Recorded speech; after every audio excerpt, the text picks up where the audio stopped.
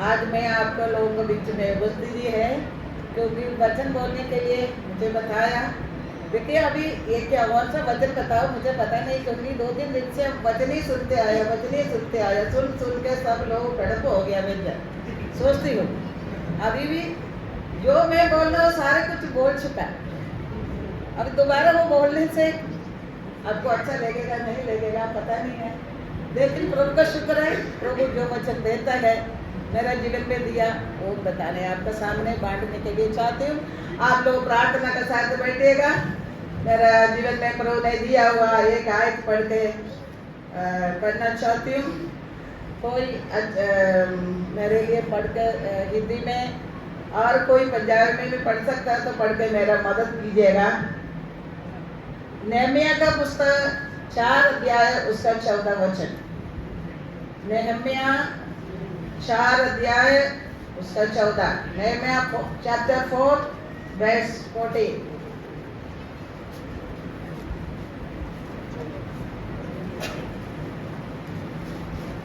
नहीं है तो मैं पढ़ूंगी।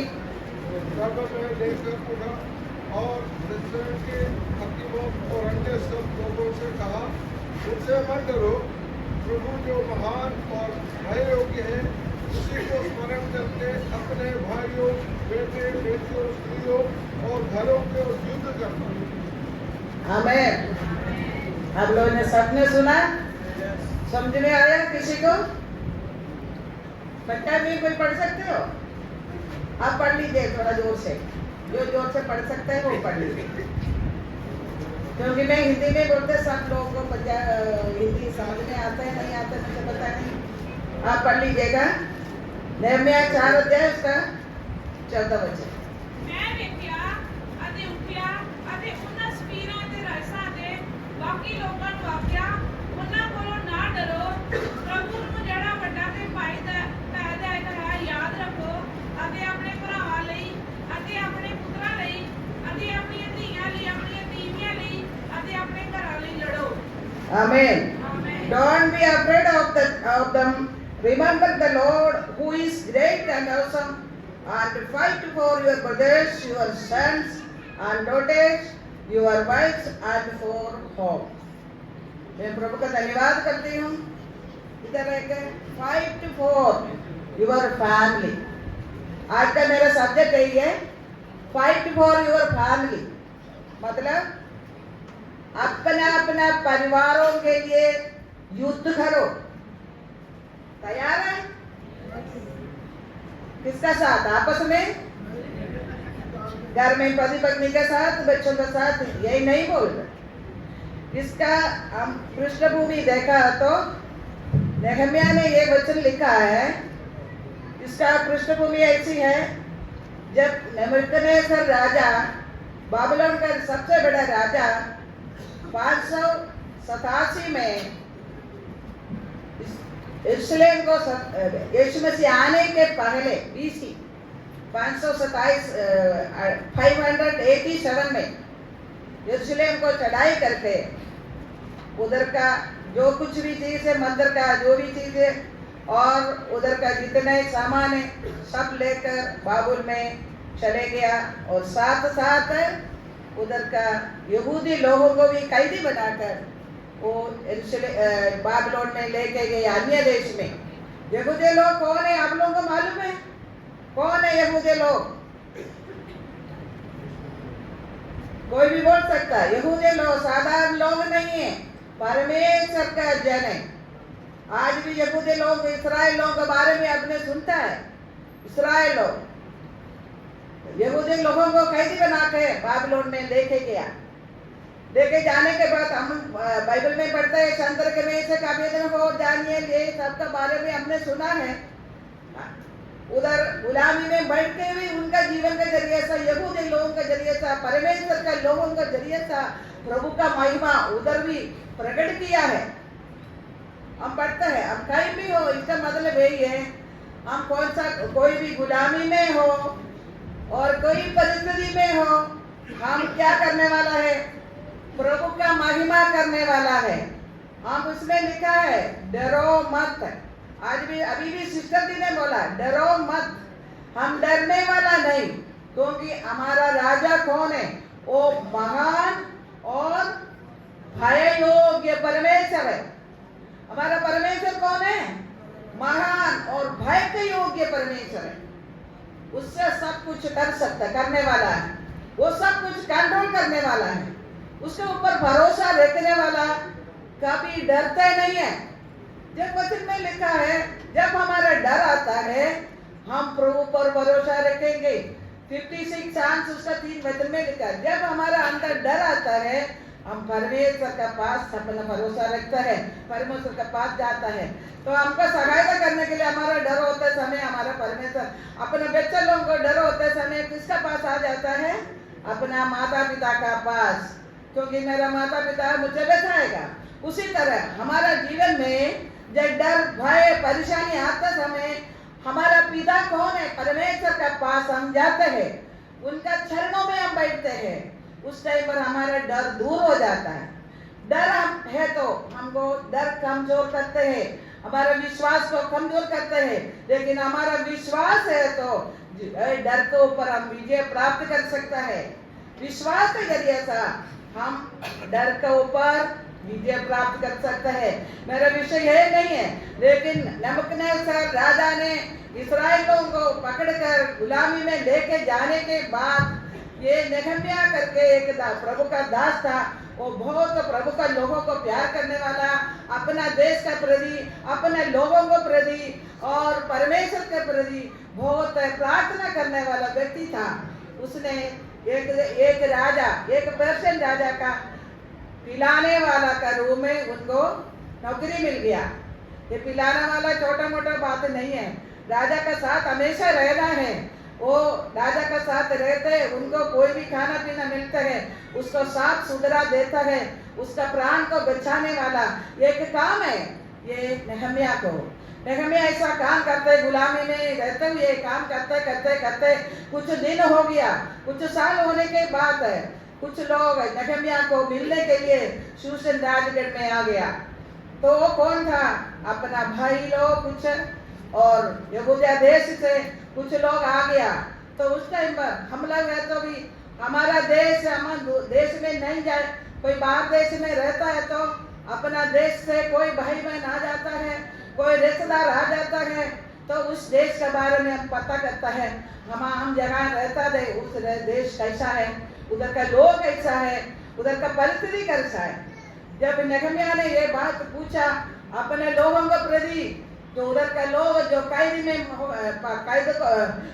बाबुलोन राजा ने नबूकदनेस्सर राजा ने पकड़ के लेके गया हुआ, उन लोग वापस आए। कुछ लोग जब देखते समय यरूशलेम आकर देखते समय देश में क्या हाल है, सब नष्ट हो गया, सब जला पड़ा है, मंदिर टूटा हुआ है, दीवार टूटा है, घर नहीं, रहने के लिए नहीं, खाने के लिए नहीं, पीने के लिए नहीं। फिर भी अपना देश में वापस आके उन लोग रहते समय नेहम्याह पूछता है अपना लोगों का क्या हाल चले।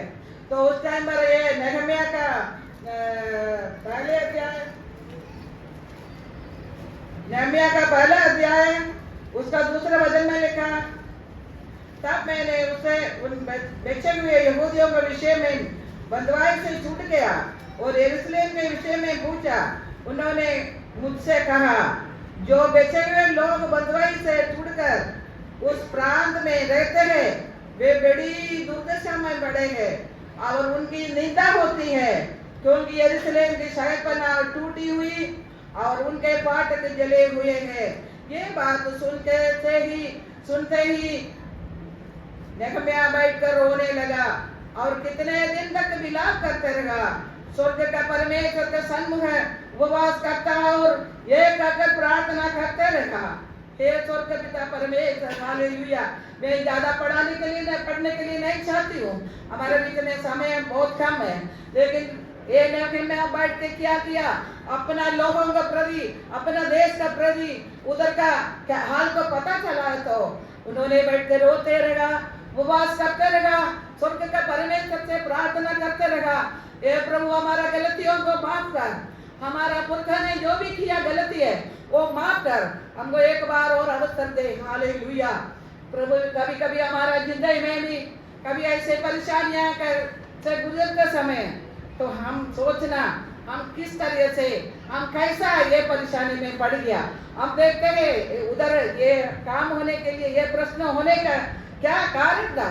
यहूदी लोग प्रभु से छोड़कर पाप करने के कारण ये सारे बात हो गया। वो बड़े यरूशलेम मंदिर को भी तोड़ दिया, सब कुछ सत्यानाश करके। जब प्रभु हमारा साथ है तो प्रभु कौन हमारा विरोधी हो सकता है। जब प्रभु हमसे हम प्रभु को छोड़ दिया तो प्रभु हमको भी छोड़ेगा। लेकिन एक व्यक्ति खड़ा हो गया, वो उन्होंने आप पे उठ के खड़ा हो गया, अपना देश को बचाना, अपना लोगों को बचाना, उनका प्रति उपवास किया है। उसी तरह हम देखते हैं आजकल भी हमारा देश में भी कई परेशानियां हैं। अपना लोग कहाँ कितना कष्ट में है, कितना दुख में पड़े हैं, लेकिन हम चुपचाप रहने वाला समय नहीं। अभी चुपचाप रहने वाला समय नहीं। उपवास और प्रार्थना के साथ हम खड़े होने वाला समय है। हमारा यीशु मसीह जल्दी आने वाला है। हम एक एक व्यक्ति से पूछेंगे, तुम्हारा भाई बहन तुम्हारा घर सत्यानाश हो रहे तो क्या कर रहे थे। और इसमें लास्ट में हमने पढ़ा है नेहम्याह प्रार्थना ये किया था ना, जब ये बातों को सब प्रार्थना करके राजा के पास गया एक दिन, तो राजा ने पूछा तेरा मुंह क्यों उदास है, तू क्यों रोगी नहीं, तू बीमार नहीं, तू क्यों उदास है। उसने अपना मन के बात खोल कर बताया, मेरा देश मेरा लोग ऐसे उजाड़ पड़ा है, वो परेशानी में है, दुर्दशा में है, ये देख कर मैं चुपचाप नहीं रह सकता है। तो राजा ने पूछा तेरे को क्या चाहिए, तू मांग जो कुछ भी है, तू जाओ अपना देश में जाके जो कुछ करना कर लो। उसने प्रार्थना करने का कारण, उपवास करने का कारण वो राजा के दिलों में भी काम किया। उसको जाके अपना देश में जाके अपना देश यहूदा देश का सड़क बनाने के लिए, दीवार बनाने के लिए उन्होंने शुरू किया है। उधर जाते अपने लोगों को, यहूदी लोगों को बोला आप लोग इस तरह ऐसा बैठने से काफी नहीं है, हम ऐसी परेशानी में, निंदा में, बदनामी में है, इसलिए अभी उठो, सब लोग तैयार हो जाओ, हम अपना घर को बनाएंगे, अपना दीवार को बनाएंगे, हम परिवार को बचाएंगे। उसमें नीचे यही लिखा है आप लोग उठो, सब लोग है, उससे मत डरो, उससे मत डरो। मतलब इन्होंने दीवार बनाने के लिए शुरू किया था।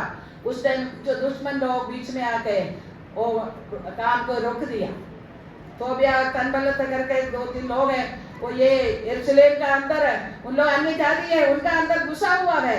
यरूशलेम टूटा पड़ा है, उसका चारों तरफ दीवार टूटा पड़ा है, उसी के अंदर कई लोग आके बसा हुआ है। अपना लोग इधर उधर तितर-बितर हो गया, लेकिन ये आके सब लोगों को दिलेरी करके वो बनाना लग गया। तो क्या हो गया, दुश्मन उनके पीछे आके वो काम को रोकने के लिए कोशिश किया। तो लोग बोला, उन्होंने बोला तुम लोग ये यहूदी निर्बल जाति है, ये यहूदी क्या करने के लिए आया है, तुमसे क्या होगा, ये सब जला हुआ पड़ा है, ये सब नष्ट हो गया, तुम इसमें से क्या करोगे, ये बोला। तब लोगों का मन टूट गया, काम रुकने के लिए। लेकिन नेहम्याह जो एक ही व्यक्ति है, उसने दिलेर कर दिया। उसका नीचे लिखा, उनसे मत डरो, प्रभु जो हम महान और भाइयों के लिए उसी को स्मरण करो, और अपने भाइयों के लिए, अपने बेटों के लिए, अपने बेटी के लिए, अपने स्त्रियों के लिए, घर के लिए युद्ध करो। अभी वक्त है अपना बच्चों के लिए, अपने परिवारों के लिए अभी घर बनाने का। घर बनाने का मतलब क्या है, स्वर्ग में घर तैयार करना है, और इसके लिए अभी जागना है। हम जागते रहना, चुपचाप रहने से हमारा परिवार नष्ट हो जाएगा। इसलिए बोलते अपना परिवार के लिए युद्ध करो। शैतान के सामने हमारा युद्ध है। युद्ध किसका साथ करना, शैतान से युद्ध कर अपना परिवार को बचाना है, अपना बेटों को, अपने बेटियों को, अपना पतियों को, पत्नियों को, अपने स्त्रियों को, अब सब लोगों को शैतान का हाथों से बचाना। इसके लिए क्या करना है, उपवास और प्रार्थना। स्वर्ग परमेश्वर के सामने घुटना टेकर आंसू बहाकर प्रार्थना जब करते हैं।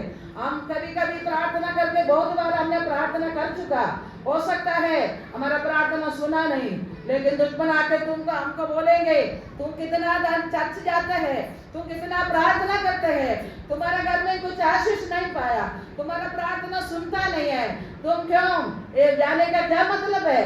हमारा दिल को उदासी करता है, चर्च जाने के लिए मना भी करते हैं। तो हम घबराना नहीं, युद्ध यहोवा का है। कौन युद्ध करेगा मेरे लिए? युद्ध यहोवा का है, वो हमारे लिए युद्ध करेगा। शैतान का ऊपर विजय प्राप्त किया प्रभु यीशु मसीह है, हमारे लिए जीवित है, अपना खून देकर मोल लेकर हमका खरीदा हुआ है।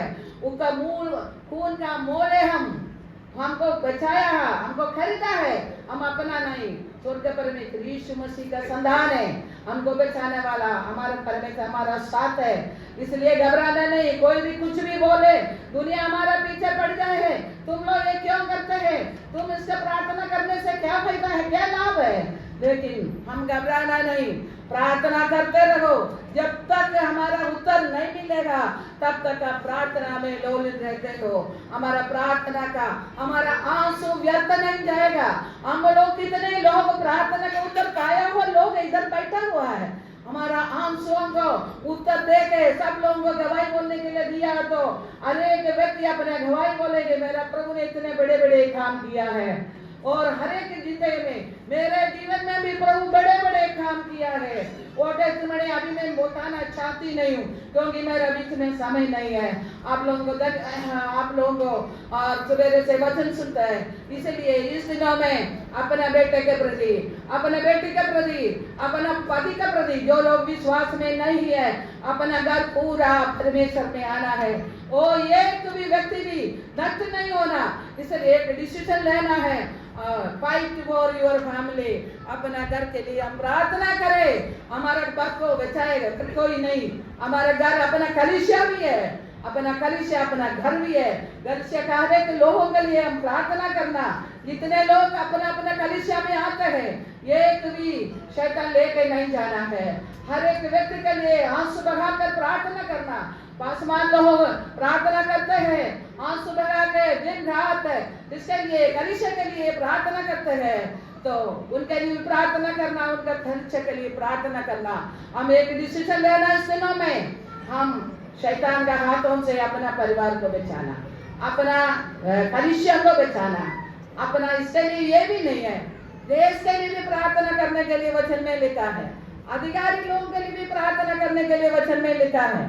ये वचन के अनुसार है, ये हम नहीं करेंगे तो हम दोषी ठहरे जाएगा। प्रभु का धन्यवाद करती हूँ। इस दिनों में हम एक मजबूत बनना है, प्रभु में मजबूत बनना है। तो कितना कष्ट हमारे सामने आएगा, घबराना नहीं। कष्ट आएंगे, नष्ट आएंगे, कौन प्रभु का प्रेम से अलग करेगा? हमारा लड़ाई का तलवार क्या है? कोई हथियार क्या है? लड़ाई के लिए हमारे पास बहुत हथियार दिया हुआ है। लड़ाई करने वाला अभी इंडिया पाकिस्तान का लड़ाई होता है बीच बीच में, और रशिया और यूक्रेन का लड़ाई होते हैं, और इसराइल और हमास के बीच में भयंकर लड़ाई होते हैं। ये लड़ाई क्या आता है? ये लड़ाई के लिए हथियार, बहुत बड़े बड़े हथियार चाहिए, बहुत बड़े ये टैंकर चाहिए, बहुत बड़े बॉम्ब चाहिए, इनको एक दूसरे का हथियार मतलब जीतने के लिए। लेकिन हमारा हथियार क्या है? हमारा हथियार कोई भाला तलवार ये नहीं है। हमारा हथियार क्या होता है? 10 अध्याय उसके 4 में लिखा है, हमारी लड़ाई के हथियार शारीरिक नहीं है, पर भेड़ों को तो ढा देने के लिए परमेश्वर के द्वारा सामर्थ्य है। हमारा जीवन में परमेश्वर ने सामर्थ्य दिया है, परमेश्वर का वचन का सामर्थ्य, पवित्र आत्मा का सामर्थ्य हमको दिया है, तो प्रार्थना का सामर्थ्य दिया, तो हर एक शैतान का गढ़ों को तोड़ सकता है। ये कोई छोटा शक्ति नहीं है प्रार्थना। ये प्रार्थना जिससे करना है उसका उत्तर पाए वो लोग मालूम है। प्रार्थना उपवास पर बहुत लोगों के बारे में हमने बाइबल में देखा, उपवास प्रार्थना करते। एक एस्तेर है, एक राज्य को, एक देश का, एक जाति को जीत दिया। तो मेरे भाई बहनों, मैं आपको विनती करती हूँ, इस दिनों में हमारे घर के काम का साथ है, हमारा घर के बच्चे लोगों के लिए खास करके प्रार्थना करना। हमारा बच्चा लोग कहाँ जाता है, कैसा है, वो लोग विश्वास में है, मजबूत है, या यीशु मसीह आज आ गया तो हमारा परिवार पूरा प्रभु के साथ जाएंगे, वो नरसिंह का आवाज भी सुनेंगे तो अच्छा है। अगर जो लोग अपने परिवार का पति नहीं है, पति विश्वास में नहीं है, पत्नी विश्वास में नहीं है, तो उनका बच्चा लोग विश्वास में नहीं है, भाई बहन लोग विश्वास में नहीं है, उनके लिए रोक कर प्रार्थना करो। यही दिखाता है हमारा प्रार्थना के शक्ति से, और प्रभु अद्भुत कार्य करेगा।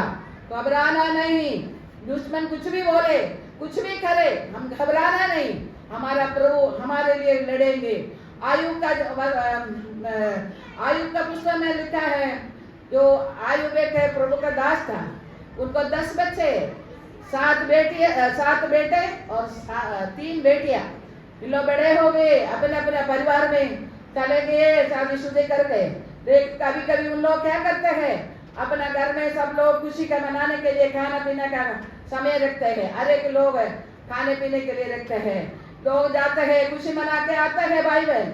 लेकिन अपना पिता बैठ के क्या करते हैं, अपना हर एक व्यक्ति का नाम का प्रति वो बलिदान चढ़ाता है, अपने बच्चों का प्रति बलिदान चढ़ाता है, प्रार्थना करता है। प्रार्थना का दीवार टूटा है तो इस दिनों में हमारा जिंदगी का दीवार, या विश्वास का दीवार, प्रार्थना का दीवार, वचन पढ़ने का दीवार, आराधना करने का दीवार जिसका जीवन में टूटा पड़ा है, तो उसको अभी बनाने के टाइम है। यीशु मसीह जल्दी आने वाला है। ये टूटा हुआ दीवार को, ये टूटा हुआ कामों को पूरा करे। जो अय्यूब ने किया अपना पति बच्चों के लिए उसने रोज बलिदान चढ़ाते थे। इसका मतलब बलिदान क्या है, प्रार्थना करते हैं। आज का बलिदान प्रभु का धन्यवाद, प्रार्थना करते हैं। ये दीवार का मतलब सुरक्षा होता है। ये दीवार नहीं है तो घर के अंदर कुछ भी आ सकता है। ये दीवार टूटा है तो हमारे घर के अंदर अच्छा घर बना के रखा है, चारों तरफ दीवार टूटा हुआ है तो उसका अंदर जानवर आएगा, कुत्ता आएगा और सांप आएगा, कुछ भी आके हमारा घर को सत्यानाश करेगा। उसी तरह प्रार्थना जिंदगी जो जिसका जीवन से टूटा हुआ है, उनका जीवन और परमेश्वर के साथ सही नहीं है। इस दिनों में अपना जीवन को सुधारे, प्रार्थना का दीवार बनाए, वचन पढ़ने में, साक्ष्य जाने में रुकना नहीं। प्रभु यीशु मसीह जल्दी आने वाला है। मैं ज्यादा मेरा समय समाप्त होने वाला है। जो बोलना है इतना बोल नहीं पाया, लेकिन हमने ये बोला हमारा सामर्थ्य क्या किसमें है। हमारा लड़ाई दुश्मन के साथ है, शरीर की तरफ से नहीं, जड़ों को टूटने वाला। और हमारा ये शक्ति कहाँ रखा है, ये मिट्टी का बर्तन में रखा। असीम शक्ति बाइबल में पढ़ता है, ये असीम शक्ति हमारा मिट्टी के अंदर में प्रभु ने रखा है। ये शक्ति से हम बहुत कुछ कर सकता है। ये शक्ति अपना शक्ति नहीं है, ये पवित्र आत्मा का, परमेश्वर का सामर्थ हमारे अंदर आते हैं। हम हर एक प्रश्न का सामना कर सकता है। डरना नहीं बहन लोगों। आप लोगों के जीवन में कुछ परेशानी आ जाता है, कष्ट आ जाता है और बदनामी लोग निंदा करता है आपका परिवार का प्रति, आपका बच्चे का प्रति, बोलेगा तुम लोग कुछ नहीं कर सकते हैं, तुम क्या कर सकते हैं, ऐसा करके बहुत आपको निंदा करेगा। लेकिन डरना नहीं। हमारा परमेश्वर कौन है, वो भाई योग्य है, वो महान परमेश्वर है, वो भाई योग्य परमेश्वर है। हमारा परमेश्वर का सामर्थ्य को ये दिखाता है। मैं प्रभु का धन्यवाद करते कि उसी का साथ साथ ये नूहा के बारे में हमने सुना है। और नूहा 120 साल प्रभु का वचन सुनाते रहेगा। प्रभु ने बोला मैं दुनिया को नाश करने जा रहे, तुम लोग जाके नूहा को बोला, नूह को बोले जाके वचन प्रचार करो। लेकिन 120 साल प्रभु का वचन उन्होंने सुनाते रहेगा, लेकिन एक भी व्यक्ति विश्वास में आया? कितना व्यक्ति विश्वास में आया?